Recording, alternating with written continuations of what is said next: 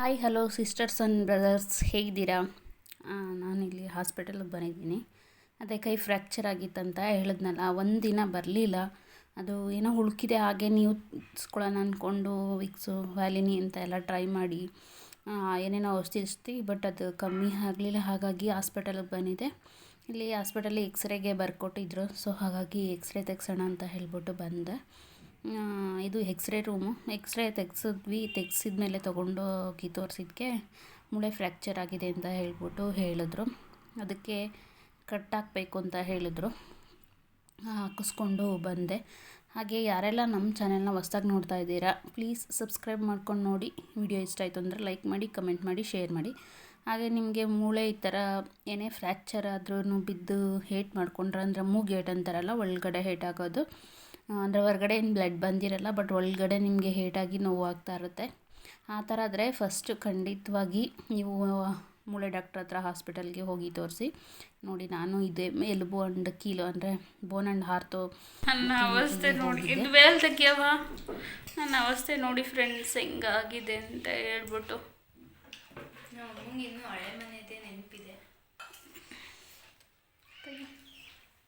Veil ತೆಗಿ. ಕೈ fracture ಮಾಡ್ಕೊಂಡಿದ್ದೆ, ಬಿದ್ದು ಕಾಲು ಫ್ರ್ಯಾಕ್ಚರ್ ಆಗೋದು ನೋಡಿ. ಓದ್ ವಿಡಿಯೋದಲ್ಲಿ ಹೇಳಿದ್ನಲ್ಲ, ವಾಶ್ರೂಮ್ ಹತ್ರದಿಂದ ಬಿದ್ದು ಅಂತ ಹೇಳ್ಬಿಟ್ಟು ತೋರಿಸ್ತೀನಿ ಹೆಂಗೆ ಹಳ್ಳ ಇದೆ ಅಂತ ಹೇಳ್ಬಿಟ್ಟು ಅಲ್ಲಿ ಬಿದ್ದಿದ್ದು. ಇದು ಮೂಳೆ ಫ್ರ್ಯಾಕ್ಚರ್ ಆಗಿದೆ. ಹಾಗಾಗಿ ಹಾಗೂ ನಾನು 2 ದಿವಸ ನಾವು ತಿಂದ್ಬಿಟ್ಟು ಮತ್ತೆ ಜಾಸ್ತಿ ಆಗೋದಕ್ಕೆ ಮುಂಚೆ ಹೋಗಿ ತೋರಿಸೋಣ ಅಂತ ಹೇಳ್ಬಿಟ್ಟು ಹೋಗಿ ತೋರಿಸ್ದೆ.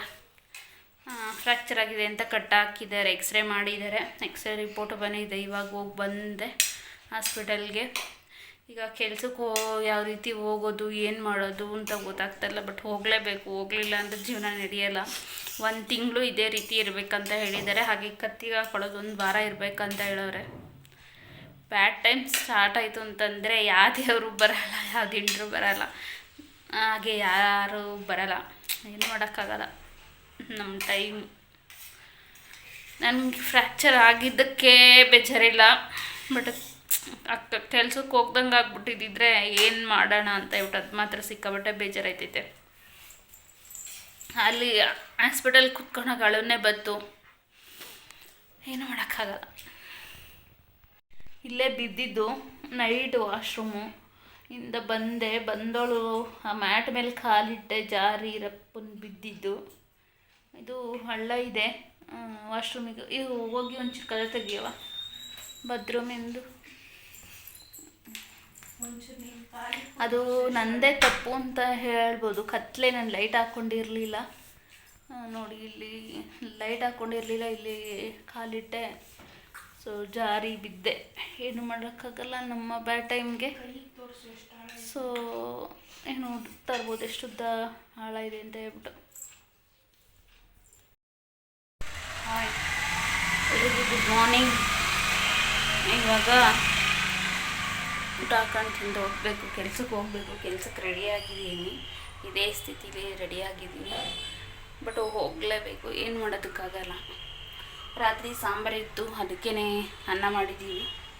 ಇವಾಗ ಊಟ ಹಾಕೊಂಡು ಮಾಡಬೇಕು. ಮಕ್ಳಿಗೆ ಹೇಳಿದೆ ಮಾಡೋದಕ್ಕೆ, ಹೀಗೆ ಮಾಡಿದ್ದಾರೆ. ಸೊ ಒಂಚೂರು ತಿಂದ್ಬಿಟ್ಟು ಕೆಲ್ಸಕ್ಕೆ ಹೋಗಬೇಕು. ಏನು ಮಾಡೋದಕ್ಕಾಗಲ್ಲ. ವರ್ಕಿಂಗ್ ವುಮೆನ್ಸ್ಗಳದ್ದು ಲೈಫು ಇಷ್ಟೇ. ನಾನಿವಾಗ ಕೆಲ್ಸಕ್ಕೆ ಹೋಗೋಕ್ಕೆ ರೆಡಿ ಆಗೋದಕ್ಕೆ ಊಟ ಹಾಕೊಂಡು ತಿಂತಾಯಿದ್ದೀನಿ. ಅನ್ನ ಮತ್ತು ಸಾಂಬಾರಿತ್ತು, ಸೊ ಅದನ್ನು ಹಾಕ್ಕೊಂಡು ತಿಂತಾಯಿದ್ದೀನಿ. ಈ ಒಂದೇ ಕೈ ಆಗಿರೋದ್ರಿಂದ ಎಷ್ಟು ಕಷ್ಟ ಆಗುತ್ತೆ ಅಂತಂದರೆ, ದಯವಿಟ್ಟು ನಾನು ನಿಮ್ಮ ಹತ್ರ ಎಲ್ಲ ಕೇಳ್ಕೊಳ್ಳೋದಿಷ್ಟೇ, ಯಾರೇ ಅಂಗವಿಕಲರು ಸಿಕ್ಕಿದ್ರೆ ದಯವಿಟ್ಟು ಆದಷ್ಟು ಹೆಲ್ಪ್ ಮಾಡಿ ಅವರಿಗೆ. ಯಾಕಂತಂದರೆ ನಮಗೆ ಒಂದು ಯಾವುದೇ ನಮ್ಮ ದೇಹದಲ್ಲಿ ಯಾವುದಾದ್ರು ಒಂದು ಭಾಗದ ಪಾರ್ಟ್ಸ್ ಅದು ಕೆಲಸ ಮಾಡಲ್ಲ ಅಂದಾಗ ಅದ್ರ ನೋವು ಏನು, ಅದ್ರ ವ್ಯಾಲ್ಯೂ ಏನು ಅಂತ ಹೇಳ್ಬಿಟ್ಟು ಗೊತ್ತಾಗುತ್ತೆ. ಹಾಗೆ ನೀವು ಹೊರಗಡೆ ಹೋದಾಗ ಕೈ ಇಲ್ದವರು, ಕಾಲಿಲ್ದವರು, ಹಾಗೆ ಕಣ್ಣಿಲ್ದವರು, ಈ ಥರ ತುಂಬ ಜನ ಅಂಗವಿಕಲರು, ಅಂದರೆ ವಿಕಲಚೇತನರು ಅಂತಾರೆ, ಅಂಗವಿಕಲರು ಅಂತ ಅನ್ನಬಾರ್ದು ಅಂತ ಹೇಳ್ಬಿಟ್ಟು ವಿಕಲಚೇತನರು ಅಂತಾರೆ. ಅವರಿಗೆ ಆದಷ್ಟು ಹೆಲ್ಪ್ ಮಾಡಿ. ನನಗೆ ಇವಾಗ ಒಂದು ಕೈ ಈ ಥರ ಹಾಕ್ಕೊಂಡಿರೋದ್ರಿಂದ ಈಗ ಎಲ್ಲ ಒಂದೇ ಕೈಯಲ್ಲಿ ಮಾಡಬೇಕು. ಸೊ ಎಷ್ಟು ಕಷ್ಟ ಆಗುತ್ತೆ ಅಂತ ಹೇಳ್ಬಿಟ್ಟು ನನಗೆ ಗೊತ್ತು. ಒಂದೇ ಕೈಯಲ್ಲಿ ತಿನ್ನಬೇಕು, ಅದೇ ಕೈಯಲ್ಲಿ ಏನೇ ಕೆಲಸ ಆದರೂ ಅದೇ ಕೈಯಲ್ಲೇ ಮಾಡಬೇಕು. ನೀರು ಕುಡಿಯುವಾಗ ನಾವು ಊಟ ತಿನ್ನುವಾಗ ನೀರು ಕುಡಿಯೋದಕ್ಕೆ ಎಷ್ಟು ಕಷ್ಟ ಆಗುತ್ತೆ, ಎಷ್ಟು ನಾನು ಸಫರ್ ಪಡ್ತಾಯಿದ್ದೀನಿ ಅಂತ ಹೇಳ್ಬಿಟ್ಟು ಇವಾಗ ಗೊತ್ತಾಗ್ತಿದೆ ನನಗೆ. ನಾನು ನಿಮಗೆ ಹೇಳೋದಷ್ಟೇ, ಹುಷಾರಾಗಿ ಓಡಾಡಿ, ಹುಷಾರಾಗಿ ಇದು ಮಾಡಿ. ಮತ್ತು ಯಾವುದಕ್ಕೂ ಯಾವುದೇ ಒಂದು ಪಾರ್ಟ್ಸು ಹೋದಾಗಲೇ ಅದ್ರ ವ್ಯಾಲ್ಯೂ ಗೊತ್ತಾಗೋದು, ಅದ್ರ ನೋವು ಅನುಭವಿಸೋದು. ಬಟ್ ನನಗೆ ಏನೂ ಹೋಗಿಲ್ಲ, ಆದರೆ ಫ್ರ್ಯಾಕ್ಚರ್ ಆಗಿದೆ. ಫ್ರ್ಯಾಕ್ಚರ್ ಆಗಿರೋದ್ರಿಂದ ಅದು ಕೂಡ್ಕೊಳ್ಳೋವರೆಗೂ ಈಗ 1 ತಿಂಗಳವರೆಗೂ ನನಗೆ ಕಷ್ಟ ಆಗುತ್ತೆ. ಕಷ್ಟ ಆದ್ರೂ ಪರವಾಗಿಲ್ಲ, ಸೊ ಅಡ್ಜಸ್ಟ್ ಮಾಡ್ಕೊಂಡು ಹೋಗಬೇಕು. ಹಾಗಾಗಿ ಇವಾಗ ಅನ್ನ ಮತ್ತು ಸಾಂಬಾರನ್ನ ಹಾಕ್ಕೊಂಡು ತಿಂತಾಯಿದ್ದೀನಿ. ಹುಡುಗರೆಲ್ಲ ಹೋದರು ಬೇಗನೆ. ಅಂದರೆ ನನ್ನ ಮಗಳು ನನಗೆ ತಲೆ ಬಾಚ್ಬಿಟ್ಟು ಕೊಟ್ಟು ಹೋದ್ಲು. ನಾನು ಅಂದರೆ ಬರೀ ಮೈಗೆ ಸ್ನಾನ ಮಾಡಿದೆ, ತಲೆಗೆ ಮಾಡಿಲ್ಲ. ಸೊ ತಲೆ ಹಂಗೆ ಬಾಚ್ಬಿಟ್ಟು ಕೊಟ್ಟು ಹೋಗಿದ್ದಾಳೆ. ಮೂಲಂಗಿ ಮತ್ತು ಬೇಳೆ ಸಾಂಬಾರು ರಾತ್ರಿ ಮಾಡಿದ್ದಿದ್ದು, ಸೊ ಅದೇ ಇತ್ತು. ಹಾಗಾಗಿ ಅದನ್ನೇ ತಿಂತಾಯಿದ್ದೀನಿ. ತಿಂದ್ಬಿಟ್ಟು ಮತ್ತೆ ಹೋಗಬೇಕು ಕೆಲಸಕ್ಕೆ. ಹಾಗೆ ಆಫೀಸಲ್ಲಿ ಹೇಳಿದ್ದೀನಿ ಏನಂತ ಅಂದರೆ, ಈ 1 ತಿಂಗಳವರೆಗೂ ನನಗೆ ಹೋಗೋದಕ್ಕೆ ಬರೋದಕ್ಕೆ ವ್ಯವಸ್ಥೆ ಮಾಡಿ ಅಂತ ಹೇಳ್ಬಿಟ್ಟು. ಅದಕ್ಕೆ ಗಾಡಿ ಇದೆ, ಆಫೀಸ್ ಗಾಡಿ. ಸೊ ಅದರಲ್ಲೇ ನನ್ನ ಪಿಕಪ್ಪು ಮತ್ತು ಡ್ರಾಪು ಮಾಡ್ತಾರೆ ಬೆಳಗ್ಗೆ ಮತ್ತು ಸಂಜೆ. ಸೊ ಹಾಗಾಗಿ ಇವಾಗ ಊಟ ಮಾಡ್ತಾಯಿದ್ದೀನಿ, ರೆಡಿ ಆಗ್ತಾಯಿದ್ದೀನಿ. ಹಾಗೆ ಇದು ಈವ್ನಿಂಗು ಆ ಮನೆಯವರು ಕೊತ್ತಂಬರಿ ಇದು ಎಲ್ಲ ಸೊಪ್ಪುಗಳನ್ನ ತಂದಿದ್ದರು.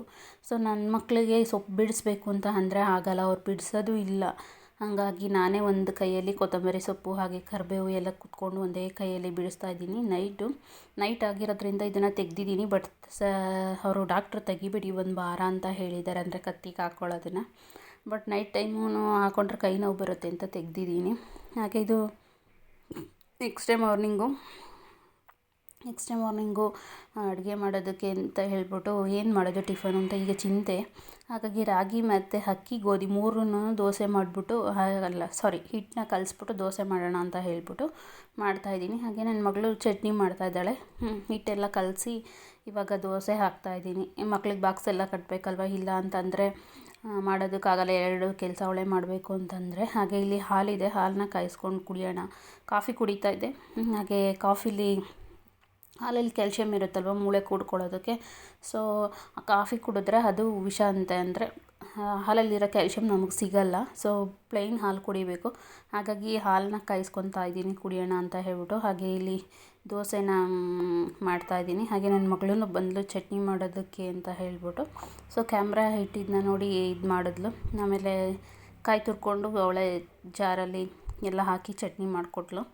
ಈಗ ಪಾಪ ಮಕ್ಳ ಮೇಲೂ ಎಲ್ಲ ಕೆಲಸ ಬಿಟ್ಟಿದ್ದೀನಿ. ನಾನು ಒಂದು ಹೇಳೋದೇನಪ್ಪ ಅಂತಂದರೆ, ನಿಮ್ಮ ಮಕ್ಳಿಗೆ ಆದಷ್ಟು ಕೆಲಸಗಳನ್ನ ಕಲಿಸಿ. ಈಗ ಬೆಂಗಳೂರಲ್ಲೆಲ್ಲ ಸ್ಮಾಲ್ ಫ್ಯಾಮಿಲಿ ಇರೋದು, ಅಂದರೆ ಗಂಡ ಹೆಂಡತಿ ಇಬ್ಬರು ಮಕ್ಕಳಿರ್ತಾರೆ. ಈ ರೀತಿ ನಿಮಗೇನಾದ್ರು ಆದಾಗ ಯಾರಾದರೂ ರಿಲೇಷನ್ಸ್ ಹೆಲ್ಪ್ ಮಾಡೋದಕ್ಕೆ ಬಂದರೆ ತಂದೆ ತಾಯಿ ಸರಿ. ಬಟ್ ಯಾರೂ ಬರಲ್ಲ, ಯಾರೂ ಇಲ್ಲ ಅಂತ ಅಂದಾಗ ನೀವು ತುಂಬ ಸಫರ್ ಪಡಬೇಕಾಗುತ್ತೆ ಮಕ್ಕಳನ್ನ ಕಟ್ಕೊಂಡು. ಸೊ ಹಾಗಾಗಿ ಮಕ್ಕಳಿಗೆ ಕೆಲಸ ಹೇಳ್ಕೊಟ್ರೆ ನಿಮ್ಗೆ ಆದಷ್ಟು ಹೆಲ್ಪ್ ಮಾಡ್ತಾರೆ. ಈಗ ನಾನು ನನ್ನ ಮಕ್ಕಳಿಗೆ ಕೆಲಸ ಕಲಿಸಿರೋದ್ರಿಂದ ನನಗೆ ತುಂಬ ಹೆಲ್ಪ್ ಆಗಿದೆ. ನನ್ನ ದೊಡ್ಡ ಮಗಳು ಎಲ್ಲ ಮಾಡ್ತಾಳೆ, ಚಿಕ್ಕ ಮಗಳೂ ಕೂಡ ಹೆಲ್ಪ್ ಮಾಡ್ತಾಳೆ. ಸೊ ಹಾಗಾಗಿ ಮಕ್ಕಳಿಗೆ ಆದಷ್ಟು ಕೆಲಸ ಕಲಿಸಿ, ಅದು ಗಂಡು ಮಕ್ಕಳಾಗಿರ್ಬೋದು ಇಲ್ಲ ಹೆಣ್ಮಕ್ಳಾಗಿರ್ಬೋದು. ಯಾಕಂದರೆ ನಮ್ಮ ಕಷ್ಟಕ್ಕೆ ಆಗಲಿಲ್ಲ ಅಂದರೂ ಈ ಟೈಮಲ್ಲಿ ಮಕ್ಳಿಗೆ ಅವ್ರಿಗೆ ಸೆಲ್ಫ್ ಇದಾಗಬೇಕು. ಅಂದರೆ ಈಗ ಅವರೇ ರೆಡಿ ಆಗಬೇಕು, ಅವರೇ ಊಟ ಹಾಕ್ಕೊಂಡು ತಿನ್ನಬೇಕು. ನಾವೆಲ್ಲ ಪಿನ್ ಟು ಪಿನ್ ಮಕ್ಕಳು ಮುಂದಕ್ಕೆ ಮಾಡಿಕೊಡ್ತಾ ಇದ್ದರೆ ಅದು ಆಗಲ್ಲ. ಈಗ ಮಕ್ಳಿಗೆ ತಲೆ ಬಚ್ಚೋದಾಗಲಿ, ಹೆಣ್ಮಕ್ಳಾದರೆ ಅವ್ರನ್ನೆಲ್ಲ ರೆಡಿ ಮಾಡಿ ಕಳಿಸ್ಕೊಂಡು ಕೂತ್ಕೊಂಡ್ರೆ ನಾವು ಈ ರೀತಿ ನಮಗಾದಾಗ ನಮ್ಮ ಕೈಲಿ ಆಗಲ್ಲ ಮಾಡೋದಕ್ಕೆ. ಬಟ್ ಅವ್ರ ಕೆಲಸಗಳ್ನ ನಾವು ಮಾಡೋದು ಅಂದರೆ ಕಷ್ಟ ಆಗುತ್ತೆ. ಅದಕ್ಕೆ ಅವ್ರ ಕೆಲಸ ಅವ್ರನ್ನೇ ಮಾಡ್ಕೊಳ್ಳೋ ಥರ ನೀವು ಈಗಲಿಂದನೇ ಮಕ್ಕಳಿಗೆ ಹೇಳ್ಕೊಡಿ. ಸೊ ಇದರಿಂದ ನಿಮಗೂ ಹೆಲ್ಪ್ ಆಗುತ್ತೆ, ಮಕ್ಕಳನ್ನು ಇಂಡಿಪೆಂಡೆಂಟಾಗಿ ಬೆಳೀತಾರೆ. ಇದು ನನ್ನ ಖುದ್ದು ಎಕ್ಸ್ಪೀರಿಯೆನ್ಸು. ಹಾಗೆ ನಾನು ಮಾಡಿರೋದ್ರಿಂದ ಇವತ್ತು ನನಗೆ ಎಷ್ಟು ಹೆಲ್ಪ್ ಆಗ್ತಾಯಿದೆ ಅಂತ ನನಗೆ ಗೊತ್ತು. ಇವಾಗ ತಲೆಗೆಲ್ಲ ಸ್ನಾನ ಮಾಡುವಾಗ ಒಂದೇ ಕೈಲಿ ಮಾಡೋದಕ್ಕಾಗಲ್ಲ. ನನ್ನ ಮಗಳೇ ಮಾಡಿಸ್ತಾಳೆ, ಅಂದರೆ ತಲೆಯೆಲ್ಲ ಉಜ್ಕೊಡ್ತಾಳೆ. ಇನ್ನು ಮೈಕೈಲ್ಲ ನಾನೇ ತಿಕ್ಕೊಂಡು ಸ್ನಾನ ಮಾಡ್ತೀನಿ. ಕಾಲೇಜಲ್ಲಿ ಹೇಳಿದ್ದೀನಿ, ಒಂದು 5 ಮಿನಿಟ್ಸ್ ಲೇಟಾಗಿ ಬರ್ತಾಳೆ, ನನಗೆ ಈ ಥರ ಆಗಿದೆ ಮಿಸ್ ಅಂತ ಹೇಳ್ಬಿಟ್ಟು. ಕೇಳಿದ್ರಂತೆ, ಈಗ ನಿಮಗೆ ಅಡುಗೆ ಊಟ ಎಲ್ಲ ಯಾರು ಅಂತ ನಾವೇ ಮಾಡ್ಕೊತೀವಿ, ಇದಕ್ಕೆ ಪರವಾಗಿಲ್ಲ ಗುಡ್ ಅಂದ್ರಂತೆ. ಇಷ್ಟು ಕಲಿಸಿದಾರಲ್ಲ ನಿಮ್ಮಮ್ಮ, ಹೆಂಗೋ ಈಗ ನೋಡಿ ಎಷ್ಟು ಹೆಲ್ಪ್ ಆಗುತ್ತೆ ಅಂತ ಹೇಳ್ಬಿಟ್ಟು. ಹಂಗಾಗಿ ಈಗ ಮಕ್ಕಳು ಕಲ್ತಿರೋದ್ರಿಂದನೇ ಅಲ್ವಾ ಅವ್ರಿಗೂ ಒಳ್ಳೆಯದು, ನಮಗೂ ಒಳ್ಳೆಯದು. ಬಟ್ ನನ್ನ ಮಕ್ಕಳಿಗೆ ಕಷ್ಟ ಆಗ್ತಾಯಿದೆ ಅಂತ ಗೊತ್ತು, ಆದರೂ ಏನು ಮಾಡೋಕ್ಕಾಗಲ್ಲ.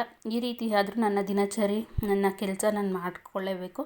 ಬಟ್ 2 ಕೈಲಿ ಮಾಡೋ ಅಂಥ ಕೆಲಸಗಳಿಗೆ ಮಕ್ಕಳನ್ನ ಹೆಲ್ಪ್ ತೊಗೊಂಡು ಒಂದೇ ಕೈಲಾಗೋಂಥ ಕೆಲಸಗಳನ್ನ ನಾನು ಮಾಡ್ತಾಯಿದ್ದೀನಿ. ಇವಾಗ ಹಾಲನ್ನ ಬಿಸಿ ಮಾಡಿಕೊಂಡು ಕುಡಿತಾ ಇದ್ದೆ. ಆವಾಗ ಆ ಟೈಮಲ್ಲಿ ನನ್ನ ಮಗಳು ಮೆಣಸಿನ್ಕಾಯಿ ಹುರ್ಕೊತೀನಿ ಅಮ್ಮ ಅಂತ ಹೇಳಿ ಹುರ್ಕೊತಾ ಇದ್ಲು, ಅಂದರೆ ಚಟ್ನಿಗೆ.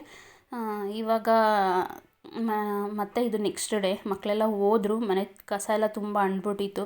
ನಾನು ಬೇಗನೆ ರೆಡಿಯಾಗಿದ್ದೆ ಕೆಲ್ಸಕ್ಕೆ ಹೋಗೋಕ್ಕೆ ಅಂತ ಹೇಳಿಬಿಟ್ಟು, ಯಾಕಂದರೆ ಅವ್ರು ಇರುವಾಗಲೇ ನನ್ನ ತಲೆಯೆಲ್ಲ ಬಾಚಿಸ್ಕೋಬೇಕಲ್ಲ. ಸೊ ಹಾಗಾಗಿ ಮನೆ ಕಸ ಎಲ್ಲ ಅಂಡಿತ್ತಲ್ಲ, ತಡಿ ಗುಡಿಸೋಣ ಅಂತ ಹೇಳಿಬಿಟ್ಟು ನಾನೇ ಗುಡಿಸ್ತಾ ಇದ್ದೀನಿ. ಹಾಗೆ ನಮಗೆ ಏನೇ ಇಲ್ಲ ಅಂದ್ರೂ ನಮ್ಮ ಕೆಲಸಗಳನ್ನ ನಾವು ಮಾಡ್ತಾನೇ ಇರಬೇಕು. ಹಾಗಾಗಿ ನಾನು ಕೂಡ ಮಾಡ್ತಾಯಿದ್ದೀನಿ. ಹಾಗೆ ಯಾರೆಲ್ಲ ನಮ್ಮ ಚಾನಲ್ನ ಹೊಸ್ದಾಗಿ ನೋಡ್ತಾ ಇದ್ದೀರಾ, ಸೊ ಪ್ಲೀಸ್ ಸಬ್ಸ್ಕ್ರೈಬ್ ಮಾಡ್ಕೊಂಡು ನೋಡಿ. ವಿಡಿಯೋ ಇಷ್ಟ ಆಯಿತು ಅಂದರೆ ಲೈಕ್ ಮಾಡಿ, ಕಮೆಂಟ್ ಮಾಡಿ, ಶೇರ್ ಮಾಡಿ. ಹಾಗೆ ನಿಮ್ಮ ಫ್ಯಾಮಿಲಿ ಫ್ರೆಂಡ್ಸಿಗೆ ಶೇರ್ ಮಾಡಿ, ಅವ್ರಿಗೂ ಸಬ್ಸ್ಕ್ರೈಬ್ ಮಾಡ್ಕೊಳ್ಳೋದಕ್ಕೆ ಹೇಳಿ. ಹಾಗೆ ನನ್ನ ವೀಡಿಯೋಸ್ ನೋಡೋದಕ್ಕೆ ಹೇಳಿ. ಆಗ ನಮಗೂ ಒಂದು ಇನ್ಸ್ಪಿರೇಷನ್ ಬರುತ್ತೆ ವೀಡಿಯೋಸ್ ಮಾಡಿ ಹಾಕೋದಕ್ಕೆ. ಹಾಗೆ ನನ್ನ ವೀಡಿಯೋದಲ್ಲಿ ಹೇಳಿರೋ ಮಾತುಗಳಿಂದ ನಿಮ್ಗೊಂದು ಸ್ವಲ್ಪ ಆದರೂ ಇಷ್ಟ ಆಯಿತು ಅಂದರೆ ಪ್ಲೀಸ್ ಒಂದು ಲೈಕ್ ಮಾಡೋದನ್ನ ಮರಿಬೇಡಿ. Thank you for watching. Please support ಮಾಡಿ.